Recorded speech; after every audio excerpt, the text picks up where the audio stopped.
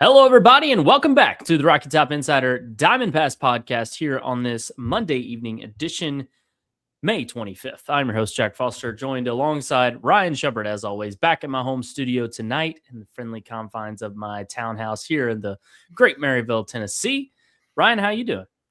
Doing well. Yeah, it's a rare kind of weekend off here in the middle of baseball season, but charged up and ready to go here for the I was going to say the postseason. I guess last week was postseason too, but the NCAA tournament, things get ratcheted up to another gear.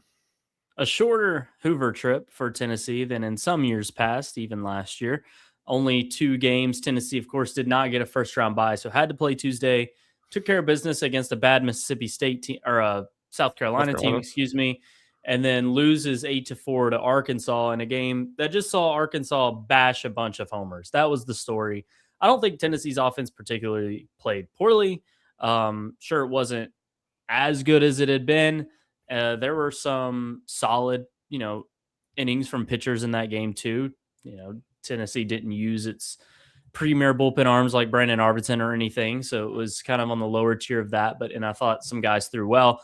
But Evan Blanco giving up, 3 early homers, falling down in such a big hole early, just Tennessee can never quite dig out of that. And Arkansas, a really good team as well, so it's even harder to do so. Did you have any big takeaway from Tennessee's trip in Hoover?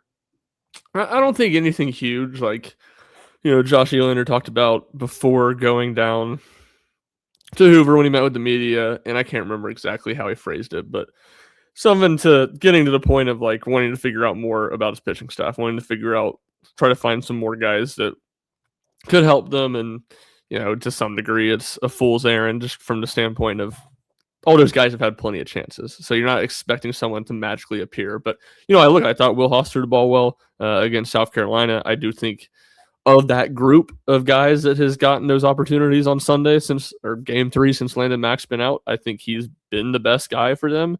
So I like Will Haas. I feel like I'll probably do it Tuesday. So you might be out if you're listening to my bullpen trust power ranking story that I like to do. He'll for sure be number 4 on there. It's a pretty clear in some order 1 through 3, and then I see him as a very clear 4. And as I'm sitting here right now, don't know who I would tell you is going to be at number 5 on that spot. So that part was good. I think to me, there's a level of worry with Evan Blanco, this being 3 straight outings now where he's gotten rocked in the first inning. And look, it's hard to say. Tennessee certainly wasn't going to push him, in his outing into being really short. Tennessee wasn't going to push him. But it didn't feel, I don't know how you felt, it didn't feel like Evan Blanco was going to work his way out of it. It's hard to say if they truly pulled him because they didn't think he had any chance to get into a groove, or if it was just like, let's just not push him here. To me, it felt a little bit different than those other 2 starts against Texas and Oklahoma, where he was still giving up a lot of hard contact after the first inning, even though the numbers weren't quite as bad. Right. Usually we would see from Blanco a second or third inning that is just a 1-2-3 on 11, 12 pitches, and he kind of gets back on track. That didn't happen. I think it was 4 runs there in the first, but still gave up a run after that in the third. So the homers continued for him. It felt different for sure. I agree. 7 total hits too in 3 innings. Yeah, it didn't quite feel like he was going to snap back into it and start mowing through batters like he has before. Arkansas was just really seeing it well from Evan Blanco. And you're right. I was going to say Arkansas's home runs were all so far. Yes, average of I'm going to forget, but it was 420 plus. It might have been 430 plus. I know you were the one who did the research. Yeah. You want me to look for it while you keep on with your point?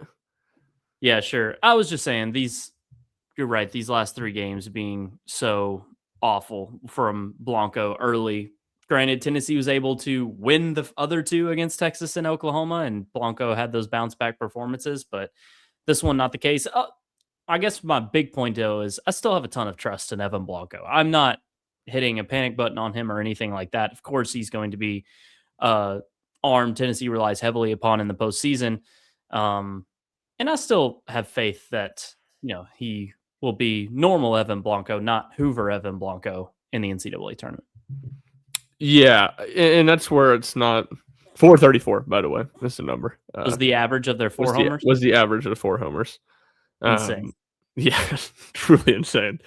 Yeah, I don't know exactly where I fall on that question of like what Evan Blanco is going to show up. Certainly, like I don't think it's just going to be like it was in Hoover. To me, I almost make the question: is it going to be last 3 outings Evan Blanco or Evan Blanco we saw for most of SEC play? And look, the outing against Texas and Oklahoma you can live with, especially the outing against Oklahoma ended up being pretty good. But it's enough of a trend now where he's struggling to get out his first inning that I do think it's not just like a one-off fluke. And Josh Ealer talked about it because I asked him about that after the fact. He said, well, I think it's kind of they're all independent and it's been different things happening, which I don't know if that's necessarily a good thing or a bad thing for Blanco. But it is a concern for me, I guess would be the right word to put it, heading into the tournament. Doesn't mean it's going to be like that, but it's enough of a sample size now where my trust in Evan Blanco isn't the same that it was a few weeks ago. It's a fair concern. You mentioned Will Haas being your 4th on the list, clearly. I think the last time we actually talked, it was Chandler Day, but that feels like a long time ago now. I think it was over a week ago, by the way, when we talked about the trust power rankings. That was probably 2 or 3 weeks ago. Yeah, now Haas is definitely, Oklahoma. Yeah, now Haas is definitely taking that 4th spot. I think you could still make the argument that Day would be 5th, though. I know the start in Oklahoma was horrible. He struggled giving up some walks, but it hasn't been just absolutely terrible like some other bullpen arms Tennessee has had. He can give you a couple of good innings here and there. His strikeout stuff is better than others. Yeah. But yeah, he kind of just has the same problem everyone else does. It's a roll of the dice in terms of if they can find the strike zone consistently. The free passes that Tennessee's bullpen, specifically the depth pieces, have given up this year is a big number, and Day has fit into that group as of late. But he still has obviously shown flashes, whereas I really don't think others quite have in months. So I'll be more inclined to give Day opportunity, as the, I guess, 5th guy of the bullpen. Yeah, I think it's pretty clearly him or Baeto. Yeah, I would say. I mean, Abraham has looked good in spurts. Yeah, I like they just clearly have such little trust in Abraham that it's hard for me to put him 5. I always forget about Abraham because they never throw him. That's the thing. He's so easy to forget about because he just never pitches in big games. Why? I'm not really that sure. Yeah, same. Like I think there would be a real case for purely what we've seen for it to be him. And he did throw in one of those games in Hoover. Arkansas, he threw 1 2/3 and did not give up a run. Yeah. So, I think there's an argument to be made for him too, but clearly he's clearly not top 5 in their trust level as a staff, which makes it, and he's not even close to top 5, it doesn't feel like, so it makes it hard for me to put him there. Yeah, you know what? For me, though, I'm putting Abraham 5th. I've liked what I've seen from him, and I still remember the Vanderbilt outing. I mean, this dude went 4 innings against an SEC team and looked damn good on the road.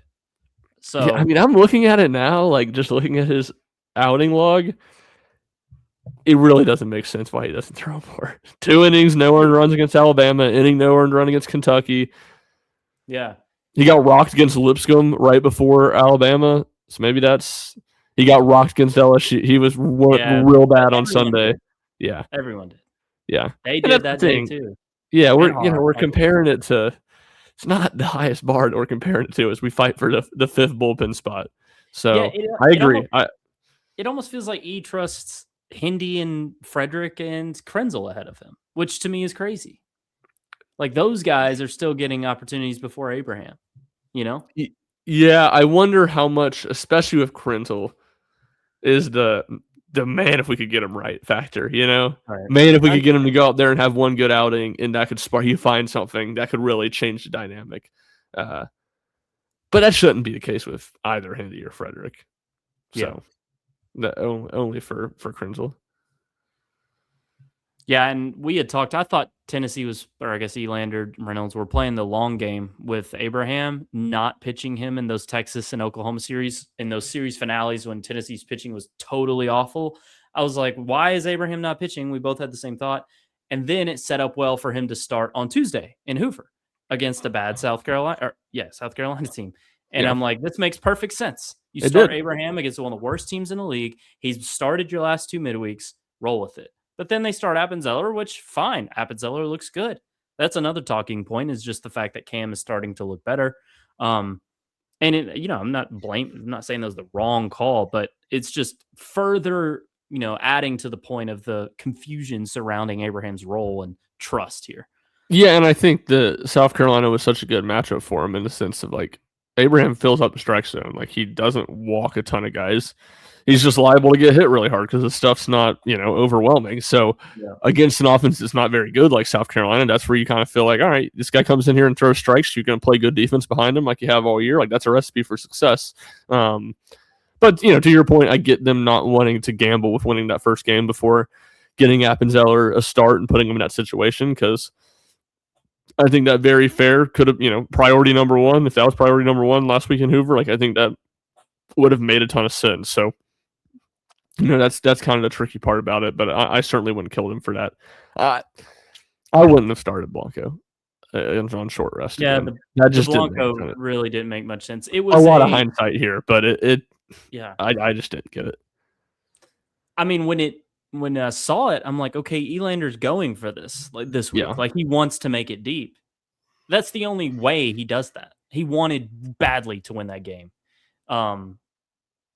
Yet he pulls him early, doesn't test anything of Blanco potentially putting together a couple of nice. And he wasn't dead in the water. He gave up 4 runs in the first and then 1 in the third, 0 in the second. 5 total.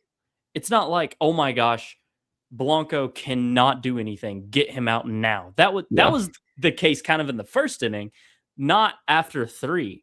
They pull him at 57 pitches, and I'm like, okay, this is the conservative approach, but starting him is an aggressive approach. It was contrasting to me. I didn't quite get it. Yeah, maybe a little bit of a cut your losses type situation. All right, he clearly doesn't have him. Maybe this was a mistake to throw him on short rest again. Let's not push him any further. And like I agree, it's the aggressive approach in the micro to throw him in that game to try to win.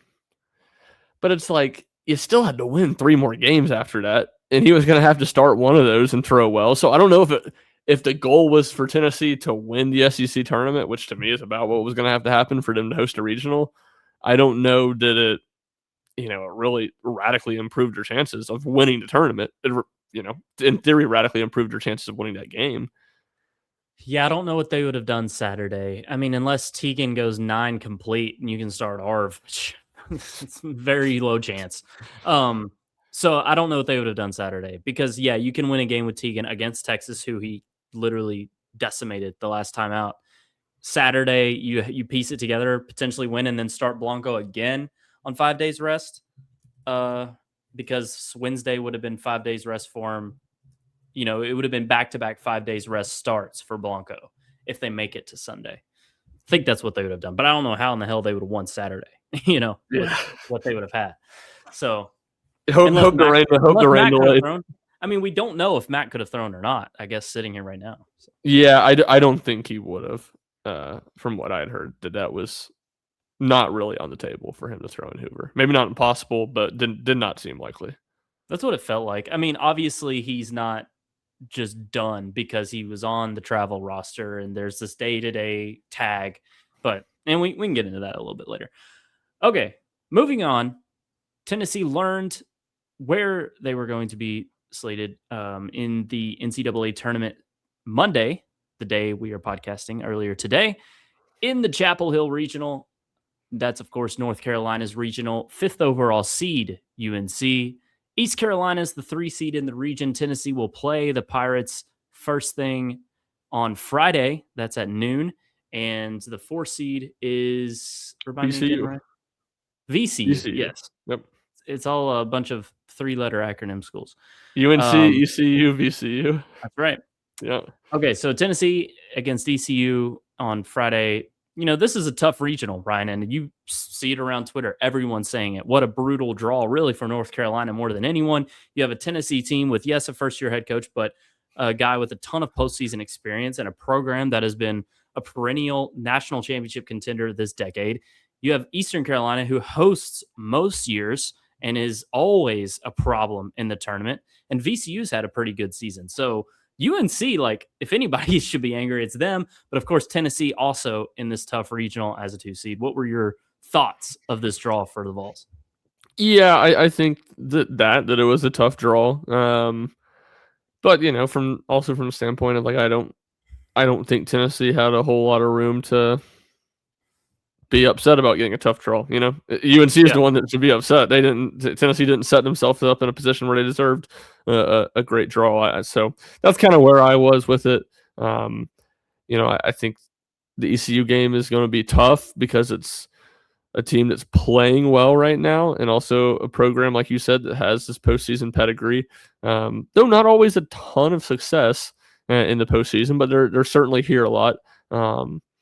And then UNC, is of the teams that it felt like Tennessee could have realistically been matched up with, I think it is the best one. So tough draw, but that's sort of the cost of doing business. I think the thing that I would have been more upset about, maybe isn't the right word. I think A&M is a tough super.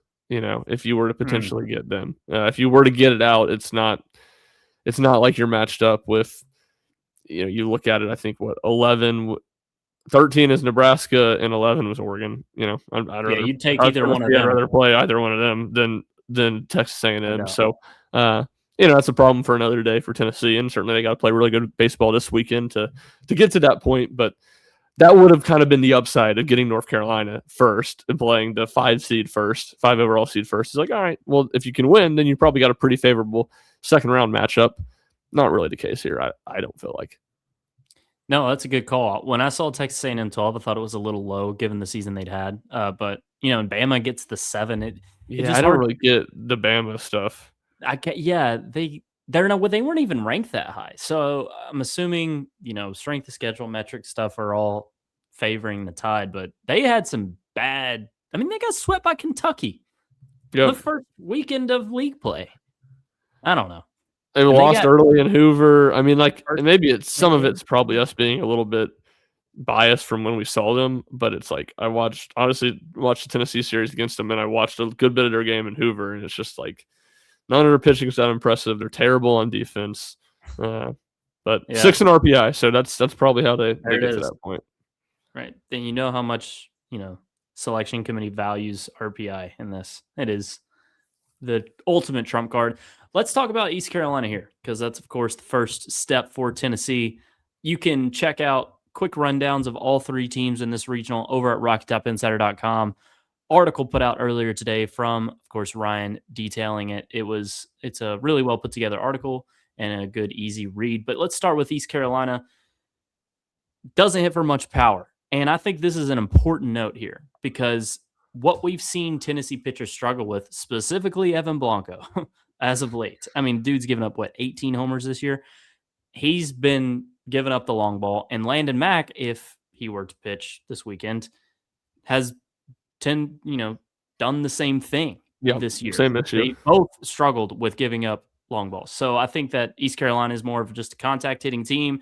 Doesn't hit a ton of homers. Bodes well for Tennessee. Yeah, agree.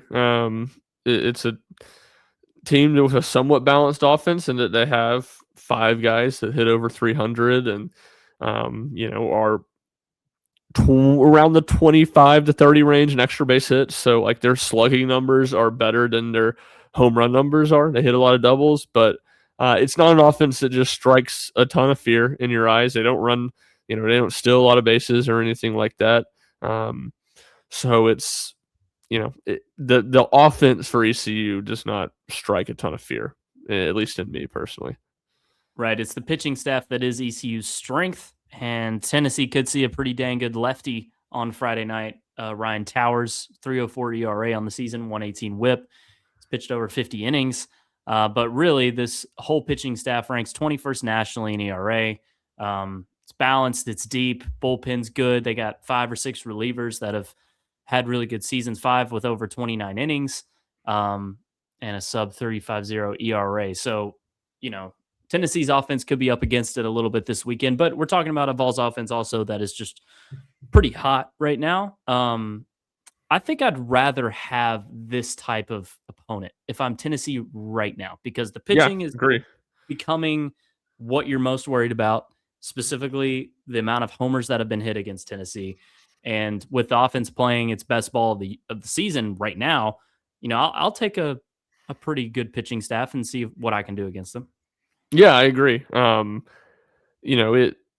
It amplifies what we already know, and that the Tennessee team is going to have an extremely hard time winning a regional if they don't win their first 2 games because they don't have the pitching to dig out of it. And on the reverse, ECU's probably in a better spot. If Tennessee were to win this game on Friday night and then to lose to North Carolina, ECU's probably a little bit better equipped to beat a VCU on Saturday and then turn around and beat Tennessee on Sunday because they have a little bit more pitching options that are quality. So.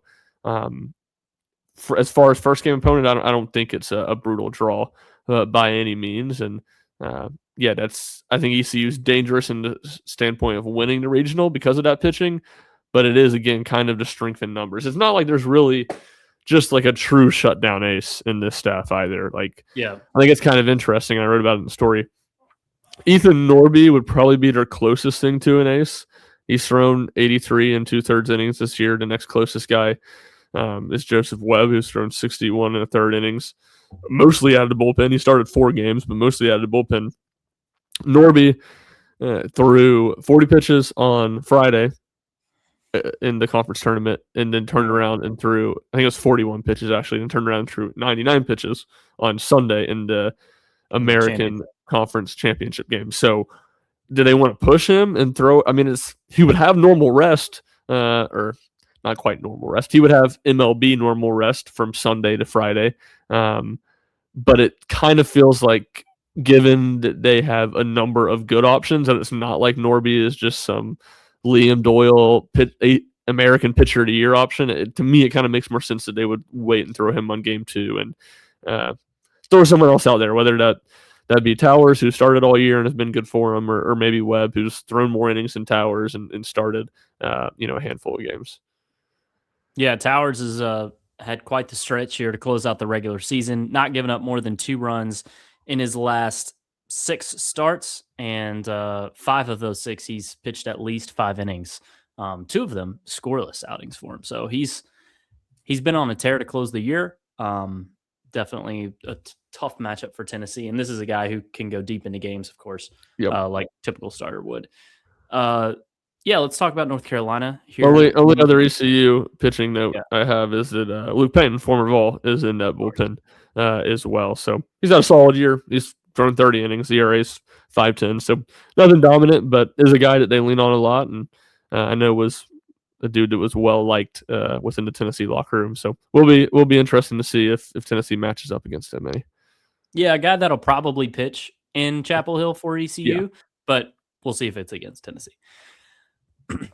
Okay, North Carolina, of course, the host of this regional, 45, 11-1 on the year, 22-8 in the ACC, second in the regular season, and lost in the ACC Tourney Championship game. This has been a top 5 team pretty much all year. North Carolina, one of the better programs in the country. Really strong pitching staff, so lots of good pitching in this regional. It's 10th nationally in team ERA, 46th in WHIP. You got Jason DiCarlo, who is North Carolina's true ace. He's got a 2.30 ERA, 74 innings pitched on the season. Of course, it'll be interesting with all these, it's a copy and paste every single year. These number 1 seeds in regionals, when you're playing the 4 seed, do you throw your ace first? Tennessee did last year with Liam Doyle against Miami of Ohio. That was a conversation. We've seen it happen countless times. So will UNC do that here against VCU Friday night in Chapel Hill? TBD. But a really good pitching staff beyond DiCarlo, good defense, and it's another team that's like ECU too, Ryan, where there's not a lot of power, but a good consistent offense. Yeah, 100%, and I do think they are like. I would just say, statistically speaking, they just do everything a little bit better than ECU offensively. They still don't hit for a ton of power, but they do have 4 dudes that have hit double-digit home runs. And same thing with a few less guys that have the average over 300, but really good on base percentage across the board. Team that seemingly, has a lot of good at bats, hits a lot of doubles, and not did they steal a ton of bases. And this isn't as big a concern for Tennessee as it has been in past years, with Tennessee's defense being better. But they do have 2 dudes that have stolen a lot of bases. Owen Hull, who leads the team with the 374 batting average and 487 on base percentage. He's stolen 21 bases. And then Jake Schaffner, who hits 362, has 17 doubles on the year, 7 triples on the year. It's probably a good indication of his speed as anything else. He is 25 of 28 on stolen base attempts. So something that not just top to bottom. It's not like it's necessarily a team philosophy that they're going to run a lot, but they do have a couple dudes that will put pressure on you on the base pass. Yeah, I think that's important because, that's something that Tennessee has done better at this year. But I think if you look at who Tennessee's played this year and just week in, week out, Kentucky plays that way, but not as much this year. I don't think Tennessee's quite run into a team who has, who is this good at that, agree. If I'm making sense. The schedule is just kind of set up easy for Tennessee in that department, and Tennessee's been better at it. Mack definitely is, to me, the best at holding runners. So if he pitches, it would be fun matchup there. But yeah, that's a good note from the offense. Talk about UNC's pitching staff a bit. I know it's not like as balanced, especially in the starting rotation department as ECU. It's kind of just one big dog and then a couple of others who have had their struggles, but still a deep staff overall. Yeah, Ryan Lynch has really been their number 2 guy, and he's been solid. 4.44 ERA. He's thrown 77 innings, so he's a good option, but not just any sort of amazing shutdown pitcher. And really, I think the thing that stands out is a couple shutdown arms in the bullpen. Caden Globner, who's one of their go-to arms, is a right-handed pitcher, but 1.93 ERA, 70 innings pitched. He has started 2 games, but 70 innings pitched, mostly as a reliever. And then Walker McDuffie is 2.82 ERA, 60 innings pitched. So those are 2 dudes that have been really shut down for them and have thrown a ton of innings. 9 saves total across the 2 of them. Yep. Yeah, so it's not where it's just what you just said. Their strength in their bullpen is not that they go as deep as ECU does, but they do have a couple dudes in that bullpen that are pretty darn locked down. And one would think if Tennessee's playing them on Saturday night, one, if not both of those guys are going to be locked and loaded and thrown at Tennessee late in the game. What's crazy is that ECU or North Carolina, neither of them have a pitcher that has given up 10 or more homers on the year. And if you look at Tennessee's starters, Evan Blanco 17, Coons and Mack 11 each. So it's just an interesting stat there. Of course, SEC hitting is so much better, but just something so much more power at least. Right. Exactly. And LNS can go both ways on you, but it's not like I feel like for any of those guys it's just been like, oh, they give up homers at LNS and they don't give up homers elsewhere either. So it's not like it's you can. We saw it happen in Oklahoma. I mean, which that was a minor league ballpark. So, yep, exactly. Okay, so with Tennessee this weekend, I think that it is no discussion needed. Tegan Coons pitches Friday afternoon at noon o'clock in Chapel Hill. What is your take? Should Tennessee throw Evan Blanco first and save Coons for a potential showdown with North Carolina? Yeah, no, I definitely think you got to throw Tegan Coons game 1, in my opinion. You said what was your first reaction? That was kind of it, but I didn't want to spoil it for. I just don't think you can save Coons for North Carolina. Like it's, to me, ECU is a good enough team. You need to put your best foot forward, and that's what that would be. And I will say that was the one thing I was going to say with North Carolina. I kind of feel like they need to throw DeCaro in the first game because VCU is they're, at least from an RPI standpoint, they're the best number 4 seed in this thing. So I think that could force them to UNC to got use so them. screwed, if I'm being honest. Like, Yeah, no, they really did. Regional. Yeah. So that's where I land. No, I think I agree. And that would be good for Tennessee if DeCaro pitches Friday. If Tennessee can beat ECU, of course, and then face a UNC team without its ace, that would bode well for the Vols more than it would the other way around. Okay, let's talk about this. Scale of 1 to 10, Ryan. How badly does Tennessee need Landon Mack to be healthy to win this regional? Yeah, like 8, something like that maybe. I mean, they need him. It's not that they couldn't win without him, but their room for error just gets a lot larger if they have Landon Mack available. Like if Landon Mack's not available, Tegan Kuntz has to be good. Evan Blanco has to be good. Brandon Arvidsson has to be good. Cam Appenzeller has to be good. But Rudy has to be good. I mean, not all those guys have to be their very best, but they all have to be good and have to be guys that you could not afford an implosion or a really bad outing from any of them if you don't have Landon Mack. So it's not that Landon Mack just magically fixes all of Tennessee's pitching issues, and certainly Landon Mack was struggling a little bit too before he started having the arm soreness. But it just gives you another guy that's capable of eating 15 to 21 outs in the weekend, and Tennessee needs anybody that can eat outs. We've seen Taylor Tracy, Chandler Day start these games where pitching is depleted in game threes. Neither have worked. Both were actually disasters. So if Tennessee's sitting there Sunday night, Ryan, and Landon Mack can't go, of course, Kuntz, Blanco have started games for you, given you decent starts. You've won both games. Brandon Arvidsson's already thrown. Cam Appenzeller's already thrown. Who do you go to now? Is Haas the guy you try to start, assuming he isn't spent either? Or do you go in another direction that Tennessee hasn't even sniffed yet? I throw,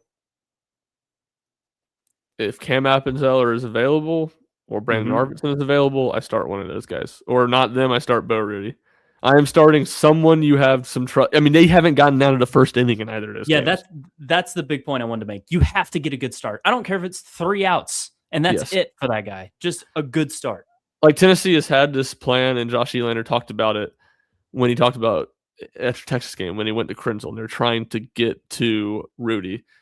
All right, we're trying to get to Rudy late in the game. I just don't think you can look at it that way. Maybe if you won your first 2 games, maybe a little bit more because you have a little bit more room for error. But certainly if you're playing that third game and you've lost one of them, it's like you've just got to put the best pitcher you have available kind of one on top of another. Not exactly that. You can kind of try to bridge it a little bit, but just how bad they've been in the first inning, I'm throwing someone that I think, just what you said, that can pitch a scoreless first inning, and even if they can't give you, even that's all they can give you, at least get a good first inning, face that best part of the lineup as the opposing team's lineup, take a little bit of pressure off what other young arm you do decide to go to, who's making, it's going to be the biggest, whoever that is going to be the biggest appearance of their career, and to that point, to take a tad bit of pressure off of them, and really more than that, just have faced the hardest part of the opposing team's lineup for the first time. I'm going Abraham. Okay. We talked about it to bring this full circle a little bit. He doesn't walk a lot of guys. I know he can get hit around, but chances are what's plagued Tennessee in these first innings is the walks. Yeah. In fact, I think both Tracy and Day got 2 outs pretty dang quickly out the gate, and then it unraveled with 2-out rallies because the command had gone away. So, yeah, I'm going Abraham.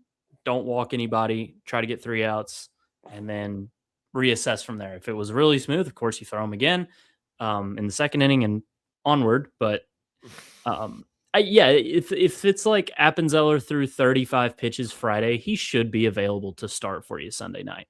Even 40. I don't really know what that looks like. We haven't seen Arvidsson or Appenzeller really go twice in a weekend at all. So we have no way of knowing what their limits are with that.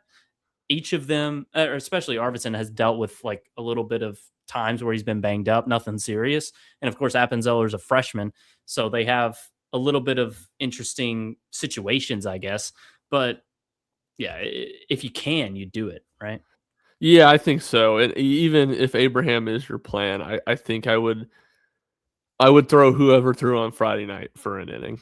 You know, in Yeah. that sense, you're probably not, unless they threw like 80 pitches on Friday night, you're probably still not burning them for the entire weekend if they throw 15 pitches uh, in the first inning.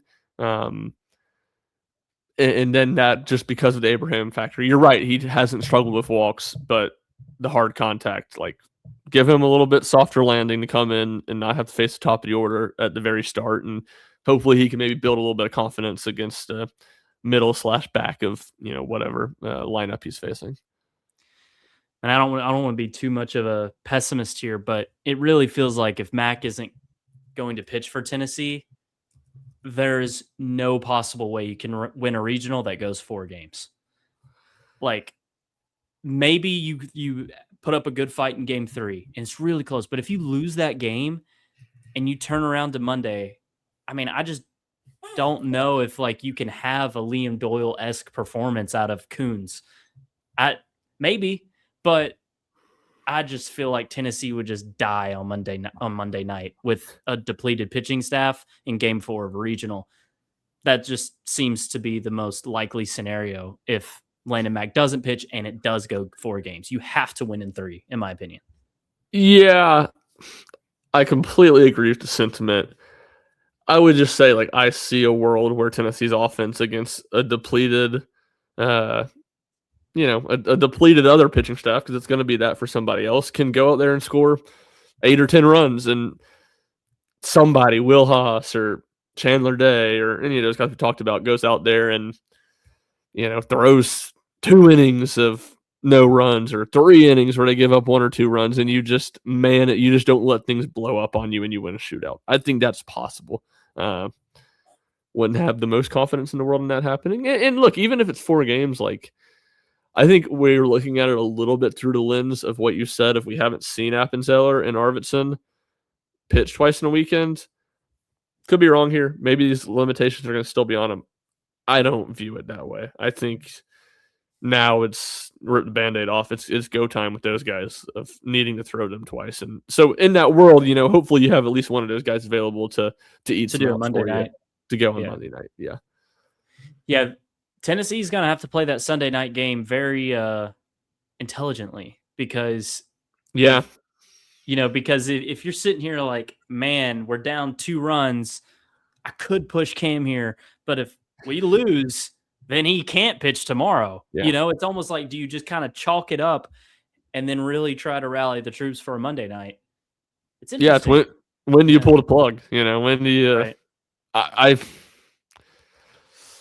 I think you almost, if you're, I'm not sure I'd go to any of those guys later in the game unless you're tied probably. I'm not even up, but if you're tied or up, I don't know. Even if you're trailing by a run, maybe if it's high scoring, maybe if it's kind of the point I just Like said, it's you're going to score again. Yeah. Yeah, it's 8-7 in the 6th inning, and you're down a run. It's like, all right, the offense is going to keep scoring. Let's see. Let's put our best foot forward. I would, but you're right. It's going to be delicate, a very delicate situation to manage. Good word for it. All right, superlative time. Just real quick, who would be the most likely bullpen pitcher that we do not feel good about at all right now to surprise us with a good outing in this regional? So pretty much everyone aside from the big 3, Haas, and you could say Abraham, but I even feel like we kind of feel much better about him than others right now. So Yeah, let's not throw him out there because we've already talked outside the top 5 about him. Yeah. Oh, I guess Chandler Day. I guess that's who it would be. He's looked a little bit better than those other guys, but Yeah. it's not. I feel like he's given up 10 runs his last 3 SEC outings. A lot of unearned at Oklahoma, but yeah, it's like, man, I remember still the Krenzel saves. I remember Brady Frederick in non-conference play. It's like those freaking Instagram posts where it's like, you remember Matt Asiata of the Vikings in 2012, this 5-week insanity run. That's kind of, the old man lingo here. But that's happened, like it's happened before. Maybe it can happen again. And it wasn't against scrubs. I have a hard time. Did it against Arizona State. Yeah, Krenzel has the talent. It's just looked so bad. He looks so lost and without any sort of confidence. Well, it's like against Arkansas, right? That was the game it was South Carolina, the game he pitched. Comes in big lead, great first inning. It's like, okay, maybe you got something here. And then the second inning he's in, it just crumbles. 2 or 3. Now, I will say, Brady Frederick, there was once a sidearmed submarine pitcher for Tennessee, Richard Jackson, who went out in a Game 6 regional final against North Carolina, and I think threw about 3 2/3 scoreless. Now, he had a little bit better year than Brady Frederick had, but maybe there's something to it. Maybe there's something to the right-handed submarine magic against North Carolina in a regional for Tennessee. Maybe that's the answer.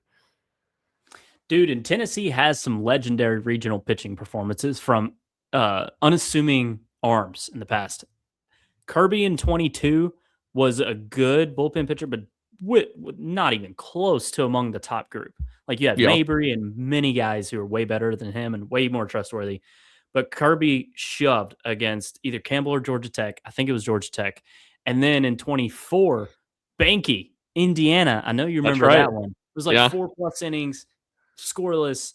And it was like, Andrew Banky, what in the world? So it's happened before where Tennessee has gotten these, outings you just do not see coming at all from bullpen guys. That's kind of what spurred this question. I'm like, can it happen again?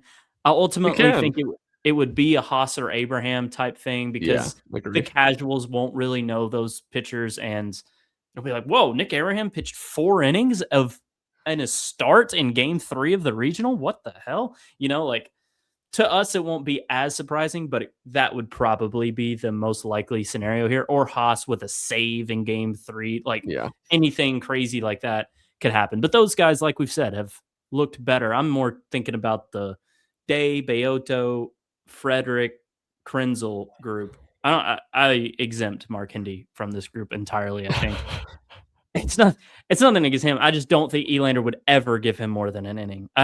Even if he goes 1, 2, 3, I just think that's it. Great walk-up song, but what's his walk-up? The song Europe likes to sing at Ryder Cup. I don't even know the name of it. Europe's on fire. USA is terrified, and Europe's on fire. I don't know what you're talking about, but that's enough. You don't know what I'm talking about? No. This is the first time ever I've known a walk-up song and you haven't known it. That is true. I'm usually dialed into these things. But no, back to your point as a whole, I think it is possible. That's what makes the postseason great. You're going to see guys step up and have these, not necessarily, but the opportunity is ripe. And for the competitor and the person to step up and lay it all on the line and, make a name for themselves. Here's a prediction. We'll leave this weekend talking about somebody, probably a pitcher. The hitting's been good. Going into the offseason, whether Tennessee wins this weekend or not, we'll talk about there's going to be a pitcher that we feel better about. And it's okay, we feel good about what this guy can be for Tennessee next year based off this weekend. That's just kind of the nature of it. And certainly if you're going to win, that has to happen. I don't care how good of a team you are. I mean, Tennessee's 2024 team was amazing. And if it wasn't for Xander, who had been pretty pedestrian until about the second to last week of the regular season, maybe the last week of the regular season, turning it on. Tennessee doesn't win a national championship. So that's what this time of year is all about. That's one of the things to me that makes it so great.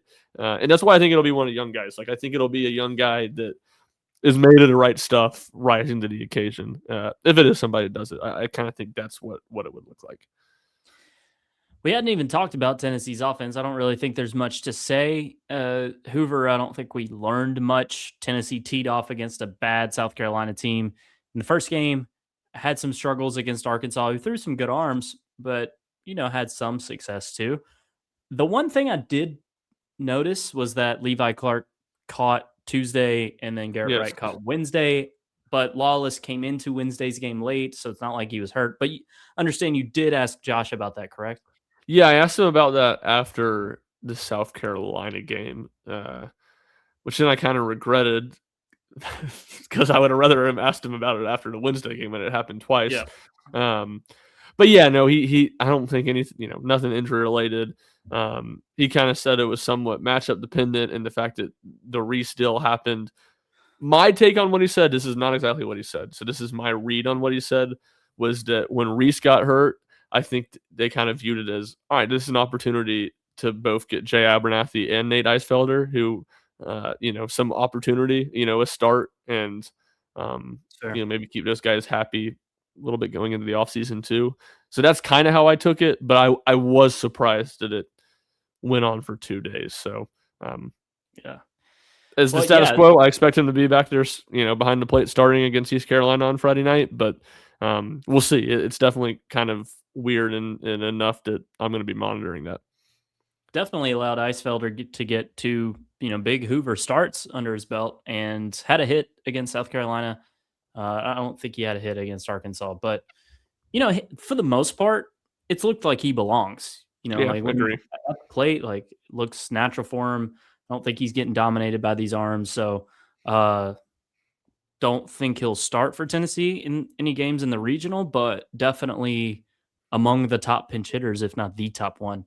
And of course, Abernathy's kind of that 10th dude for Tennessee just to start if they want to tinker at all.